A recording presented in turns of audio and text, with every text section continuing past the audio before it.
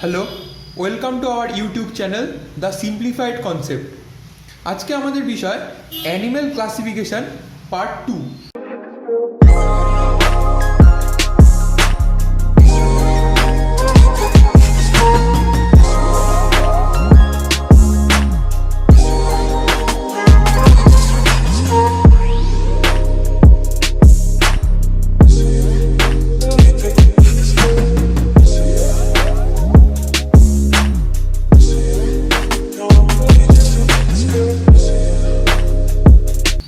আগের দিন আমরা আলোচনা করেছিলাম প্রোটোজোয়া, মেটাজোয়া, প্যারাজোয়া, ইন্টারজোয়া, ডিপ্লোব্লাস্টিক, ট্রিপ্লোব্লাস্টিক এই সমস্ত বিষয়ের উপরে, অ্যানিম্যাল ক্লাসিফিকেশনের উপরে। আজকে আমরা আরও ডিটেলসে সেই অ্যানিম্যাল ক্লাসিফিকেশনটা আলোচনা করব। তাহলে শুরু করা যাক। আগের দিন আমাদের টপিক ছিল প্রোটোজোয়া, মেটাজোয়ার যে ভাগগুলো সেই পর্যন্ত, কিন্তু আমরা ভাগগুলোতে ডিটেলসে যাইনি। আজকে তাহলে আমরা আসবো প্রোটোজোয়াতে। প্রোটোজোয়া ফার্স্টেই বলে রাখি, এটা কিন্তু একটা সাব কিংডম, এটা কোনো ফাইলাম না। এটা খুব ইম্পর্টেন্ট। সবাই মনে করে পরিফেরা, নিডারিয়া বা টিনোফোরার মতো প্রোটোজোয়াও একটা ফাইলাম। না, প্রোটোজোয়া একটা সাব কিংডম। কিংডম অ্যানিমেলিয়া, তার আন্ডারে সাব কিংডম প্রোটোজোয়া। তো এই প্রোটোজোয়ার কিছু বৈশিষ্ট্য এবার আমরা চলে আসি। স্বাভাবিকভাবেই প্রোটোজোয়ার ফার্স্ট বৈশিষ্ট্য, এরা এককোষী, ইউনিসেলুলার, আণুবীক্ষণিক, স্বাভাবিক এটা। তাহলে এই প্রোটোজোয়ার আন্ডারে চলে আসবে কারা? অ্যামোইবা। অ্যামিবাগুলো এই প্রোটোজোয়ার আন্ডারে চলে আসবে। ওকে, এদের দেহে কখনো কখনো একটি নিউক্লিয়াস, কখনো কখনো দুটি নিউক্লিয়াস, কখনো কখনো বহু নিউক্লিয়াস থাকতে পারে। তাহলে এখানটা একটু কনসেপ্ট ক্লিয়ার করার দরকার যে যদি বলে যে ওয়ান নিউক্লিয়াস যদি থাকে তাহলে সেটা আসবে হচ্ছে অ্যামিবা, যদি সেটা একটা নিউক্লিয়াসের কথা হয়। যদি দুটো নিউক্লিয়াসের কথা হয় তাহলে সেখানে আসবে প্যারামেসিয়াম। ওকে, কেন প্যারামেসিয়াম? কেন? কারণ প্যারামেসিয়ামের দুটো নিউক্লিয়াস থাকে, একটা ম্যাক্রো নিউক্লিয়াস আর একটা মাইক্রো নিউক্লিয়াস। ঠিক আছে, ম্যাক্রো নিউক্লিয়াস আর মাইক্রো নিউক্লিয়াস, যেটা আমরা পরে পাবো যে তাদের কিভাবে ডিভিশন হয়, সেটা আমরা পরে পাবো যে কিভাবে একটা প্যারামেসিয়াম থেকে আরেকটা প্যারামেসিয়ামের জন্ম হয়, সেটা আমরা পরে দেখব। 3 নম্বর যেটা বললাম সেটা হচ্ছে বহু নিউক্লিয়াস, মাল্টিপল নিউক্লিয়াস। তো মাল্টিপল নিউক্লিয়াসের উদাহরণ হচ্ছে ওপালিনা। ওকে, তাহলে একটা নিউক্লিয়াসের উদাহরণ অ্যামিবা, দুটো নিউক্লিয়াসের উদাহরণ প্যারামেসিয়াম, মাল্টিপল নিউক্লিয়াসের উদাহরণ ওপালিনা। এবার আমরা আসবো এদের গমনাঙ্গ, কি দিয়ে এরা চলাফেরা করবে। তাহলে এদের গমনাঙ্গ কি? এদের গমনাঙ্গ হতে পারে সিউডোপোডিয়া, মানে ঘনপথ, সেটা হচ্ছে অ্যামিবার ক্ষেত্রে সিউডোপোডিয়া। তারপর হতে পারে সিলিয়া। সিলিয়া কাদের ক্ষেত্রে? সিলিয়া প্যারামেসিয়ামের ক্ষেত্রে সিলিয়া। আর হতে পারে ফ্ল্যাজেলা। ফ্ল্যাজেলা কাদের ক্ষেত্রে? ফ্ল্যাজেলা হতে পারে আমাদের ইউগ্লিনার ক্ষেত্রে। ঠিক আছে, তাহলে অনেক প্রাণী এরকম আছে যেমন এন্টামিবা। এন্টামিবার নাম নিশ্চয়ই শোনা, এন্টামিবা হিস্টোলাইটিকা। সেই এন্টামিবাতে কোনো রকম গমনাঙ্গ থাকে না। আবার অনেক সময় মনোসিস্টিস, যারা কি করে নিজেদের মায়োনিম বলে একটা অনুসূত্র থাকে, সেটাকে সংকোচন করে তারা গমন করে।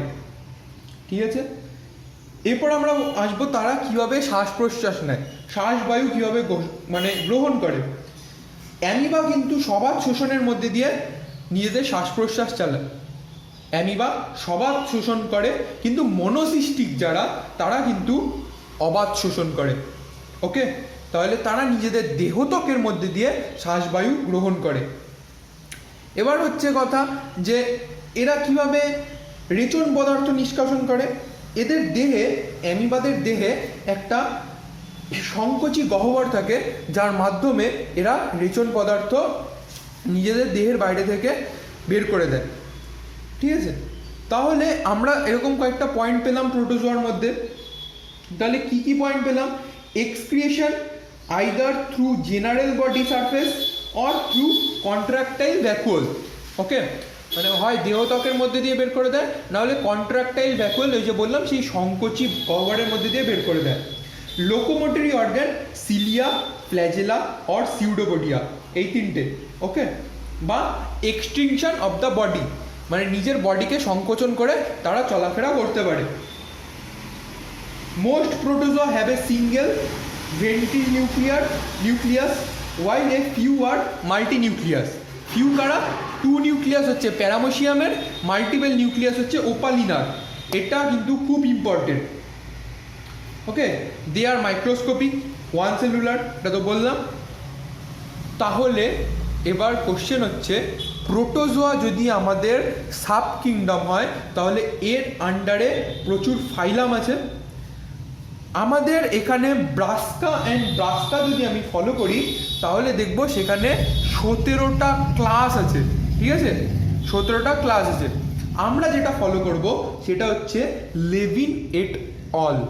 লেভিন এট অল এটাই সবচেয়ে নিউ অ্যান্ড সবচেয়ে বেশি, এটা সমস্ত সায়েন্টিস্টদের দ্বারা অ্যাকসেপ্টেড, সবচেয়ে বেশি রিসেন্ট। তাহলে এই প্রোটোজোয়াকে যদি আমরা ভাগ করি, প্রোটোজোয়াকে আমরা 7টা ফাইলামে ভাগ করব। 7টা ফাইলামে ভাগ করব প্রোটোজোয়াকে। ঠিক আছে, 7টা ফাইলামে আমরা ভাগ করব প্রোটোজোয়াকে। কি কি? ফার্স্ট ফাইলাম সার্কোম্যাস্টিগোফোরা। সার্কোম্যাস্টিগোফোরা এটা ফার্স্ট ফাইলাম, প্রোটোজোয়ার আন্ডারে ফার্স্ট ফাইলাম কি? সার্কোম্যাস্টিগোফোরা। সেকেন্ড ফাইলাম ল্যাবিরিন্থোমরফা। ল্যাবিরিন্থোমরফা এটা আমাদের সেকেন্ড ফাইলাম। থার্ড ফাইলামে যদি আমি আসি তাহলে দেখব মিক্সোজোয়া। মিক্সোজোয়া। ফোর্থ ফাইলামে যদি আসি তাহলে আমরা দেখব মাইক্রোস্পোর অর মাইক্রোস্পোরা।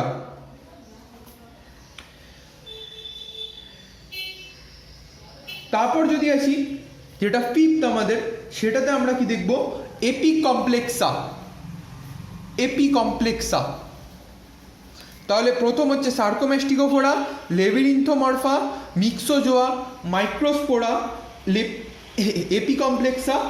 6 নাম্বার যেটা সেটা হচ্ছে অ্যাসিটোস্পোরা। অ্যাসিটোস্পোরা। আর যেটা একদম 7 নাম্বার সেটা হচ্ছে সিলিওফোরা। তাহলে সার্কোম্যাস্টিগোফোরা, লেবিরিন্থোমরফা, মিক্সোজোয়া, মাইক্রোস্পোরা, এপিকমপ্লেক্সা, অ্যাসিডোস্পোর, সিলিওফোরা, এই 7টা হচ্ছে আমাদের ফাইলাম। ওকে, এটাকে আবার ক্লাসে ভাঙা যায়, যার মধ্যে স্পোরোজোয়া আসবে, জুম্যাস্টিগোফোরা, ফাইলোম্যাস্টিগোফোরা। যদি সার্কোম্যাস্টিগোফোরাকে আমরা ভাঙি তাহলে সেখানে আমরা পাবো ফাইলোম্যাস্টিগোফোরা, জুম্যাস্টিগোফোরা, সার্কোডিনা, ওপালিমাটা, এগুলো পাবো। কিন্তু আমরা আর ফার্দার ক্লাসিফিকেশনে যাব না। আমাদের এটা হচ্ছে ফাইলাম। ফাইলাম পর্যন্ত আমরা গেলাম। বাকি কিন্তু পরিফেরা নিজেই ফাইলাম, টিনোফোরা নিজেই ফাইলাম, নিডারিয়া নিজেই ফাইলাম। কিন্তু এই ক্ষেত্রে একমাত্র প্রোটোজোয়া কিন্তু সাব কিংডম। প্রোটোজোয়া কিন্তু সাব কিংডম, আর তার আন্ডারে এগুলো সমস্ত ফাইলাম। ওকে, তাহলে আশা করি প্রোটোজোয়াটা খানিকটা বোঝানো গেল। প্রোটোজোয়া খানিকটা বোঝানো গেল। তো এরপর যেটাতে আসবো আমরা সেটা হচ্ছে পরিফেরা। তার আগে বলে দিই, প্রোটোজোয়ার মধ্যে কিছু কিছু যেরকম থাকে সেটা হচ্ছে লিশমেনিয়া ডোনোভেনি। ঠিক আছে, এই একটা প্রোটোজোয়া। জানি এই প্রোটোজোয়া কী রোগ সৃষ্টি করে? একদম কালাজ্বর সৃষ্টি করে। লিশমেনিয়া ডোনোভেনি সৃষ্টি করে কালাজ্বর। এরপর যদি আমরা দেখি তাহলে দেখবো হচ্ছে এন্টামিবা কোলাই। ঠিক আছে, এন্টামিবা কোলাই বা ই কোলাই ব্যাকটেরিয়া, যেটা সেটা 12-এ আবার আমরা পাবো, 12-এর সিলেবাসে আবার আমরা পাবো ই কোলাই। হ্যাঁ, ট্রান্সডাকশনে পাবো আমরা ই কোলাই। এটা কি করে? পাক অন্ত্রীয় গোলযোগ সৃষ্টি করতে পারে আমাদের। তারপর এন্টামিবা হিস্টোলাইটিকা, এটা কি করতে পারে? এটা অ্যামিবিক ডিসেন্ট্রি তৈরি করতে পারে। প্লাজমোডিয়াম ভাইভ্যাক্স, যেটা মশার মাধ্যমে ছড়ায়, সেটা তৈরি করতে পারে বিনাইন টার্সিয়ান ম্যালেরিয়া। আর যেটা প্লাজমোডিয়াম ফ্যালসিপোরাম, সেটা তৈরি করতে পারে ম্যালিগন্যান্ট ম্যালেরিয়া। ওকে, তাহলে এটা খুব ইম্পর্টেন্ট যে এইটুকু একটু মাথায় রাখতে হবে যে প্লাজমোডিয়াম ভাইভ্যাক্স এটা কিন্তু তৈরি করবে বিনাইন টার্সিয়ান ম্যালেরিয়া। এইটা কি ম্যালেরিয়া? বিনাইন টার্সিয়ান ম্যালেরিয়া, এটা মাথায় রাখতে হবে। প্লাজমোডিয়াম ভাইভ্যাক্স তৈরি করবে বিনাইন টার্সিয়ান ম্যালেরিয়া, আর প্লাজমোডিয়াম ফ্যালসিপেরাম সেটা তো কিন্তু তৈরি করবে, প্লাজমোডিয়াম ফ্যালসিপেরাম এটা কিন্তু তৈরি করবে ম্যালিগন্যান্ট ম্যালেরিয়া। ওকে, তাহলে প্রোটোজোয়া মোটামুটি ক্লিয়ার আমাদের। এখন আমরা যেটাতে যাব সেটা হচ্ছে অ্যানিম্যাল ক্লাসিফিকেশনের সেকেন্ড যে আমাদের যে ফাইলাম সেটা কি, সেটা হচ্ছে পরিফেরা। ওকে, এবার আমরা আসবো যেটাতে, সেটা হচ্ছে পরিফেরা। এবার ফার্স্টেই আমরা মানে দেখে নিই, মানে দেখে যদি আমরা পড়তে পারি তাহলে খুব ইজি হয়ে যাবে। পরিফেরার মধ্যে এই যে পড়া, এই পরি শব্দটা আসছে পোরাস থেকে। ওকে, পোরাস কথার অর্থ হচ্ছে ছিদ্র, আর ফেরা আসছে ফেরির থেকে। এই যে ফেরি, ফেরি কথার অর্থ বহন করে যে, তার মানে এই পরিফেরার মধ্যে আমরা পাবো সরি এমন কিছু প্রাণী যাদের গায়ে ছিদ্র থাকবে। সবচেয়ে মজার কথা, এই ছিদ্রগুলোকে কিন্তু আবার দুভাগে ভাগ করা হয়েছে, একটা হচ্ছে অস্ট্রিয়া, একটা হচ্ছে অস্কিউলাম। ওকে, তাহলে পরিফেরায় আসি। পরিফেরার বৈশিষ্ট্য, ফার্স্ট বৈশিষ্ট্য কি এটার, যে এখানে প্রচুর প্রচুর পোর্স থাকবে, মানে body perforated by number of pores. Okay, number of pores, প্রচুর পরিমাণে পোর্স থাকবে। যেগুলো স্মল পোর্স সেগুলোকে কিন্তু আমি বলবো অস্টিয়া, আর যেগুলো বড় স্পোর সেগুলোকে আমি কি বলবো, সেগুলোকে বলবো, যেগুলো লার্জ স্পোর সেগুলোকে আমি বলবো অস্কিউলাম। তাহলে যেগুলো স্মল স্পোর সেগুলোকে আমি বলবো অস্টিয়া, যেগুলো বড় স্পোর সেগুলোকে আমি বলবো অস্কিউলাম। ঠিক আছে, এরপর সেকেন্ড কি বলবো, সেকেন্ড বলবো এদের দেহে একটা লার্জ গহ্বরের মতো থাকে যেটাকে আমরা বলবো স্পঞ্জোসিল।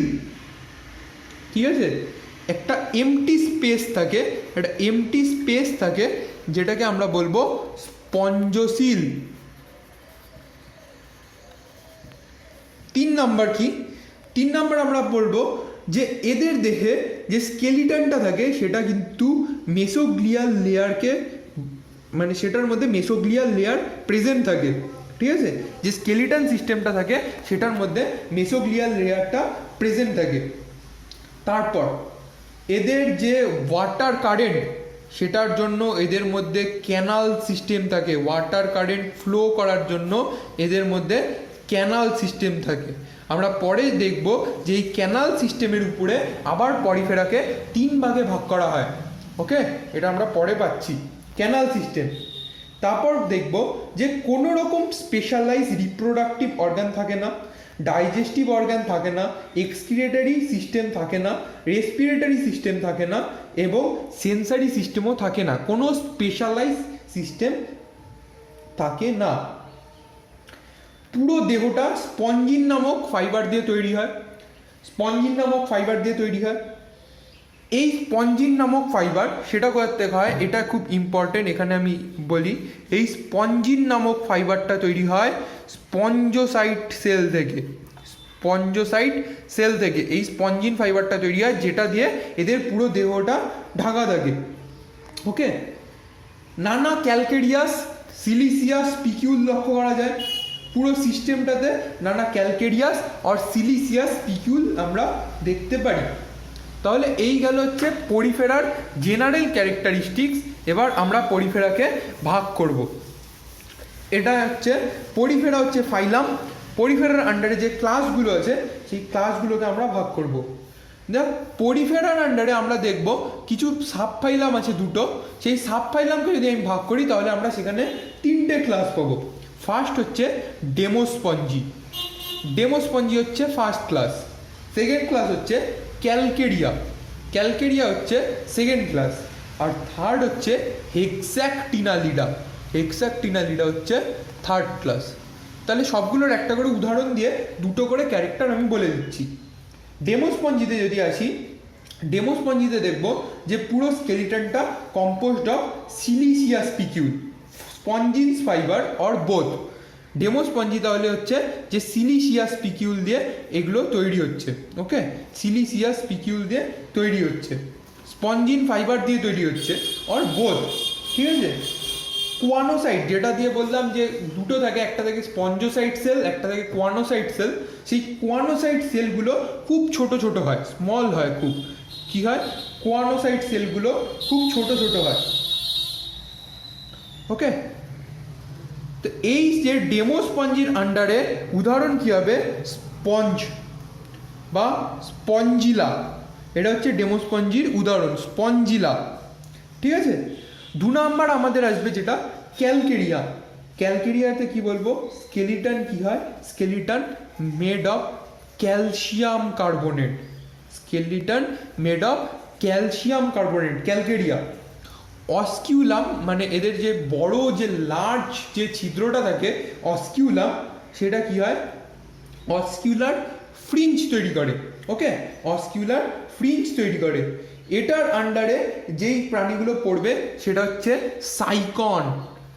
সাইকন কেন পড়বে এটার আন্ডারে, কারণ এই ক্যালকেরিয়া সাইকোনয়েড ওয়াটার কারেন্ট সিস্টেম বহন করে, মানে এদের যে ওয়াটার ক্যানাল সিস্টেমটা সেটা হচ্ছে সাইকোনয়েড ওয়াটার ক্যানাল সিস্টেম, ঠিক আছে, সাইকোনয়েড ওয়াটার ক্যানাল সিস্টেম।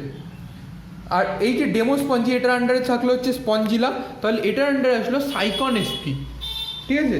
এরপর যেটা আসবে সেটা হচ্ছে হেক্সাকটিনালিডা।